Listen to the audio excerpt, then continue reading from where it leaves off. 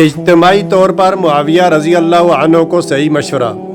इसके बाद हज़रत हुसैन बिन अली रज़ी अल्लाह ताला अन्हु और अब्दुल्ला बिन ज़ुबैर रज़ी अल्लाह ताला अन्हु खुद जाकर हज़रत मुआविया रज़ी अल्लाह ताला अन्हु से मिले और उनसे कहा कि आपके लिए ये किसी तरह मुनासिब नहीं है कि आप अपने बेटे यजीद के लिए बैत पर इसरार करें। हम आपके सामने 3 सूरतें रखते हैं जो आपके पेशरों की सुन्नत है। नंबर 1, आप वो काम करें जो रसूलुल्लाह सल्लल्लाहु अलैहि वसल्लम ने किया कि अपने बाद के लिए किसी को मुतअय्यन नहीं फरमाया बल्कि मुसलमानों की राय आमा पर छोड़ दिया।